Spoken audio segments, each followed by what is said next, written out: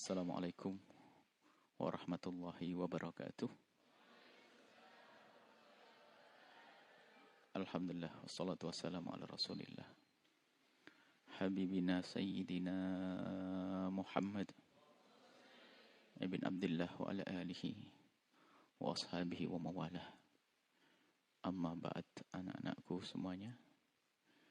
Saat ini kalian akan melaksanakan ujian. Ujian itu artinya menguji. Kamu ini belajar benar atau tidak? Sejauh mana belajarmu dan apa yang kamu dapat? Supaya nanti bisa terukur. Sehingga nanti pelajaran selanjutnya bisa lebih baik. Maka ada beberapa hal yang harus kamu lakukan. Jangan dianggap sepele ujian ini.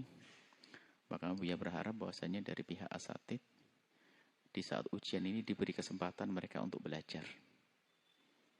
Maka jangan sampai ada tiba-tiba kegiatan yang mengganggu belajar menjelang ujian. Misalnya besok ujian, tidak boleh malam ini ada apapun.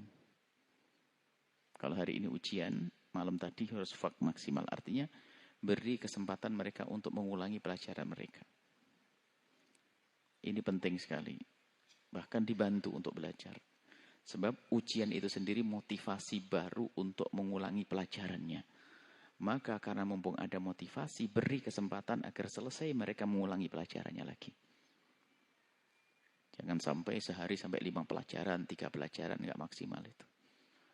Jadi justru karena ini motivasi baru, mereka akan mengulangi pelajarannya dengan kesadarannya sendiri agar bisa ujian, maka diberi waktu mereka untuk itu. Diberi waktu untuk itu, untuk belajar. Ini dari pihak tim dan asatid. Dari pihak santri yang pertama, anakku, kamu ingin cari ilmu yang manfaat, bukan mencari nilai. Kalau cari nilai itu rendah, rapor dibakar, hilang. Ilmu yang bermanfaat yang kamu cari. Maka yang pertama dan utama, di saat kamu mau belajar, mengulangi pelajaran, kamu harus ingat Allah. Berdoa. Meminta tahajud setiap habis sholat. Kemudian jangan lupa yang pertama, kalian membaca Fatihah untuk Rasulullah dan juga guru-gurumu, lebih khusus guru materi yang saat itu kamu pelajari, kau bacakan Fatihah khusus kepada beliau. Kepada guru yang lainnya ya. Akan tapi lebih khusus lagi setelah Fatihah Rasulullah dan para guru-guru, lebih khusus kepada guru yang mengajarimu ilmu. Karena itulah yang Allah jadikan penyambung ilmu itu. Fatihah khusus. Setelah itu kalian baca Fatihah, baca sholawat secukupnya. Boleh 3 kali, 7 kali sebelum baca kitab. Kemudian pastikan kamu punya wudu bagi yang tidak haid. Punya wudu. Baik, ini yang pertama. Yang kedua, di dalam mempelajari ilmu yang akan diujikan itu, kamu jangan hanya ingin menjawab pertanyaan di saat ujian. Artinya jangan menerka-nerka pertanyaan apa nanti. Itu kesalahan orang belajar. Jangan menerka-nerka. Oh, paling ini nanti pertanyaannya. Paling ini. Enggak seperti itu. Baca kembali dengan rapi dari awal sampai akhir. Sudahlah, kau fahami lagi. Nanti saat ada pertanyaan akan nyambung sendiri. Sebab ada santri itu ngira-ngira paling ini. Akhirnya yang lain tidak dibaca. Baca. Maka jauh lebih bagus kamu membaca dengan teliti. 50% pelajaran daripada kamu membaca semuanya tapi nggak jelas, nggak serius. Misalnya 100 hadis harus kamu baca. Misalnya buat ujian 100 hadis. Kamu bacanya hanya acak sampai 100, enggak. Lebih baik 50 hadis kau baca dengan benar. Karena kalau sudah 50 hadis kamu baca dengan benar itu,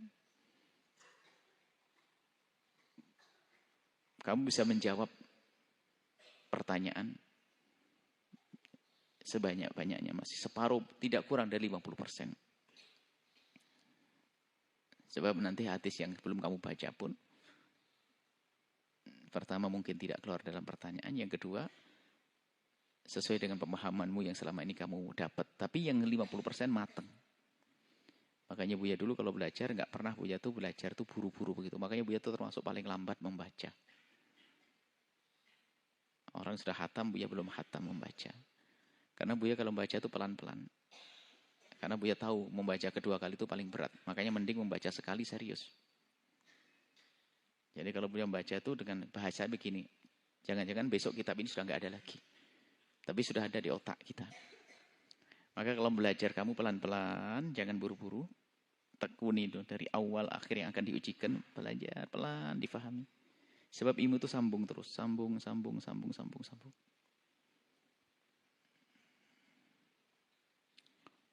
Baik, yang ketiga adalah pastikan untuk meningkatkan kecerdasan. Untuk meningkatkan kecerdasan, bahkan sampai bisa dikatakan sampai meningkatnya itu hampir 2 kali sampai 3 kali lipat kecerdasan. Termasuk yang menurunkan kecerdasan itu ada. Jadi kalau kamu punya kecerdasan misalnya volume 3, bisa jadi kau tingkatkan sampai 10.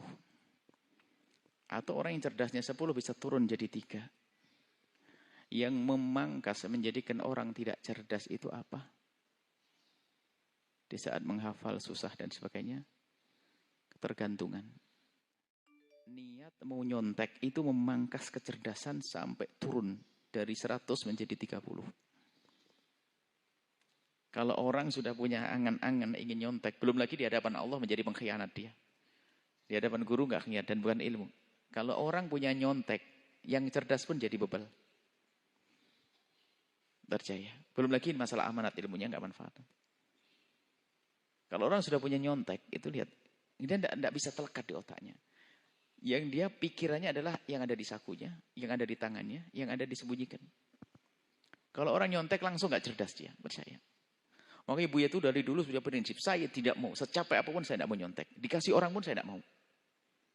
Dikasih tahu nggak mau. Jangan sok tahu, kau bukan guruku. Ini bukan waktunya belajar, saya tidak mau. Ini hasil maksimal Buah. Kalau sudah nyontek langsung turun kecerdasannya. Yang katanya mudah menghafal, susah hafal. Ya, langsung itu nak. Kenapa? Dia setelah menulis catatan untuk sontekan ini. Padahal kalau dia baca 10 kali, 15 kali aja kan sudah hafal. Cuman dia nggak mau hafal kan sudah sontek. Disakuin. Sudah begitu nggak bisa buka. Sudah buka pun nggak bisa maksimal. Dan bukan jadi ilmu nih. Dulu Buya belajar, memang Buya belajar nggak terlalu capek-capek amat sih. Nggak sampai kerut kening. Cuman Buya belajarnya begitu. Kalau ujian saya punya prinsip nggak mau saya nyontek.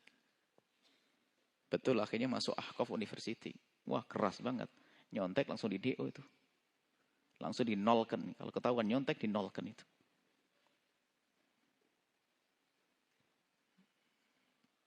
Maka ini hati-hati nak rugi kamu nyontek. Pertama ilmumu ilmu bohong. Allah tahu. Yang kedua adalah kamu tidak akan cerdas. Sebebel apapun dirimu berjanji itu tidak nyontek. Maka keyakinanmu untuk tidak nyontek itu maju kamu untuk belajar serius. Konsentrasi itu. Jadi konsentrasi itu dibangun. Makanya orang banyak kepikiran, pecah pikiran itu nggak konsen. Sehingga kecerdasan nggak ada turun. Kecuali yang menjadi turun karena sebab. Banyak pikiran. Punya utang. Yang punya utang. Yang ini. Jadi banyak pikiran. Sehingga bukan orang tua itu susah menghafal. Enggak. Karena banyak pikirannya. Mikir anak, mikir ini, mikir itu. Sehingga hafalannya orang tua itu cepat tapi cepat hilang. Bukan cepat hilang sebenarnya. Setelah hafal ketutup sama yang lainnya. Kalau masih masa muda itu ngafal itu saja. Terus lengket. Maka dari itu nak jangan sekali-kali menyontek. Karena niat menyontekmu itu melumpuhkan kekuatan hafalanmu. Langsung lumpuh kekuatan hafalan. Dan Buya paham. Kayak gitu-gitu dulu. Makanya Buya nggak mau nyontek. Makanya Buya ceramah pun kadang Buya sambil menghafal, ngapain ceramah saja pakai ngintip-ngintip. Kalau saya hafal hadis sebelumnya dong, ceramah aja pakai catatan. Kalau hadis 2-3 aja, masa perjalanan dari sini ke Majalengka nggak hafal, itu memangnya otak apa kan begitu. Nah, ini saya punya prinsip dong. Mau cuma 3 hadis gitu aja kok nggak bisa ngafal tuh apa sih? Ya gini. Makanya ceramah kan bisa menghindari catatan Buya itu. Sebenarnya Buya ingin menguji Buya biar Buya mandiri. Ceramah. Kalau Rasulullah jamaahnya hafal, dianya nggak hafal kan rugi. Sebenarnya sederhana anak belajar tuh, jangan pusing-pusing deh belajar. Maka ini meningkatkan kesadaran. Kenapa? Di saat kamu belajar karena kamu tidak bergantung, saya tidak mau bertanya kepada siapapun, saya tidak akan nyontek. Karena kamu merasa seperti itu, kamu punya persiapan. Dikasih tahu pergi ke hutan, nah, kamu butuh makan ya. Tidak ada orang menolong, nggak ada orang yang bantu di sana. Punya persiapan enggak kira-kira? Nyiapkan dari sini bawa bahan macam. Tapi kalau oh di sana ada warung. Ayah, sekarang. Tak tahu warungnya tutup. Ya sama kayak begitu. Jadi kalau belajar punya prinsip enak enggak? Bahkan Buya perhatikan kalian tuh banyak jauh lebih cerdas dari Buya kok. Umur 14 sudah punya Quran 20 juz, 30 juz. Ini yang Buya belum punya apa-apa umur begitu. Bahkan yakin banyak lebih cerdas dari Buya. Hanya cara belajarnya saja. Buya memang betul unik cara belajar, Buya punya cara sendiri. Dari dulu memang Buya punya prinsip. Karena memang kadang-kadang tuh membuat catatan untuk nyontek itu Buya perhatikan bermenit-menit. Disembunyi lagi di pojok kamar. Bikin contekan dia. Tulis kecil. Tisu ditulis. Tisunya kena air.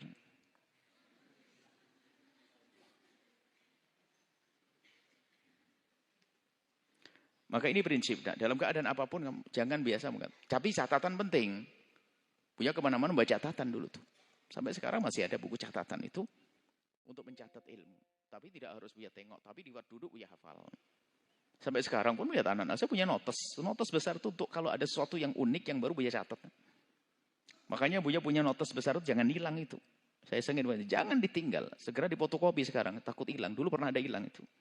Itu catatan itu adalah ilmu. Jangan dianggap Buya itu menghafal kitab. Selalu setiap ngasih ditanya orang bisa jawab. Oh enggak stres kalau ngafalin kitab. Tapi Buya paham, nanti nyangkut. Ya gitu nak ya. Nah sekarang ujian, tidak nyontek. Pastikan saya tidak akan nyontek. Dikas pun nggak mau. Nilai jelek, nggak apa-apa pelajaran. Sebab kalau tidak lulus nanti segera dinikahkan sama Buya. Ustaz repot saat gitu Ustaz. Jangan begitu, nanti sengaja nggak lulus nanti.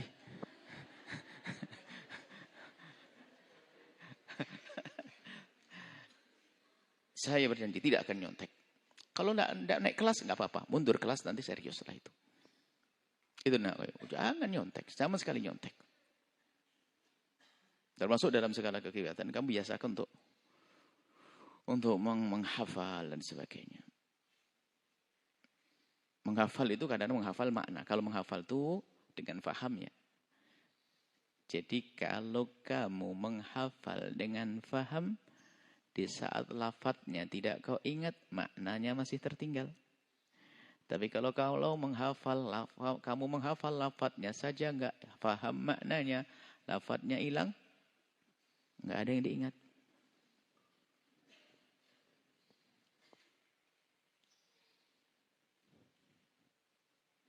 Jadi penting makna itu. Tapi makna ada suatu ketika ada cerita. Saya ke Semarang ke tempat daerah mananya pusing-pusing itu. Pusing, ada yang pusing, gak nyambung. Rupanya dia menghafal maknanya. Pusing. Apa pusing? Ada daerah namanya pusing. Ada daerah pusing. Tempat air-air gitu.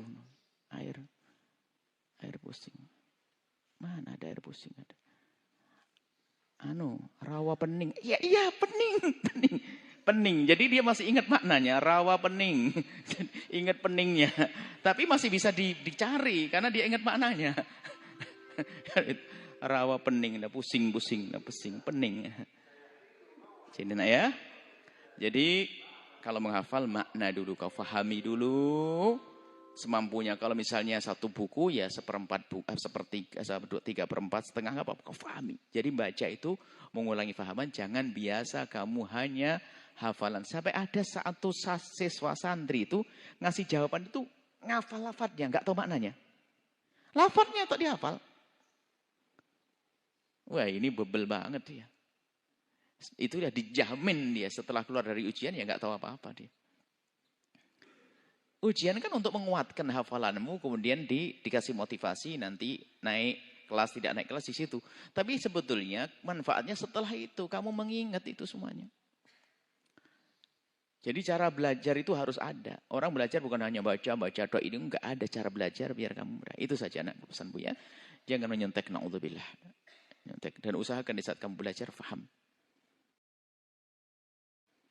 Dan ustadznya memberikan kesempatan ada waktu. Terus fahami. Yang nggak dengar ceramah Buya ini yang ngantuk-ngantuk, ini bakal bingung nanti tuh. Masa begini masih ngantuk? Bahkan kalau Buya dulu nak, justru kalau sudah menjelang ujian Buya sudah tidak mau baca buku lagi. Jadi kalau sudah ngelebur malam tuh ya biasanya tidur. Pokoknya sudah kalau sore pagi begini sudah saya nyantai, baring-baring deh, nggak mau megang buku lagi. Takut membit keruh nanti pikiran saya nanti. Yang sudah saya pahami semalam ya sudah. Kalau tadi pagi sekarang mau mulai minum teh yang enak sambil ngomprol ya. Atau dikir-dikir kalau punya dikir gitu.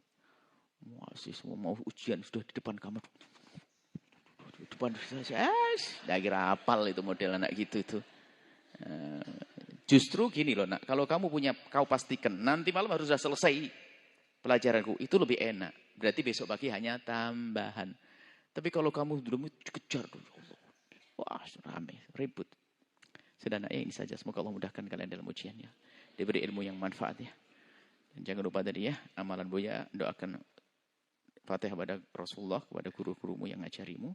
Setelah itu membaca sholawat, ya doanya ya, doa yang pertama di tengah malam dan doa. Kemudian baca Fatihah di saat kamu belajar atau di saat mau ujian Fatihah untuk Rasulullah, guru-gurumu semuanya dan yang mengajarmu secara khusus. Kemudian kamu tidak menyontek ya. InsyaAllah ini saja. Semoga Allah memberikan ilmu yang manfaat. Memberikan kepada guru-guru kalian kemuliaan dunia akhirat. Berikan kepada kalian kemudahan dalam ujian, ilmu yang manfaat, panjang umur, sehat afiat. Allah memberikan kepada kalian kemudahan berbakti kepada gurumu, kepada orang tuamu, kepada teman-temanmu. Dan saling tolong-menolong dalam kebaikan. Dan semoga Allah memberikan kepada kalian hafalan yang kuat, ilmu yang kuat, iman yang kuat, panjang umur, sehat afiat, husnul khotimah. Al-Fatihah.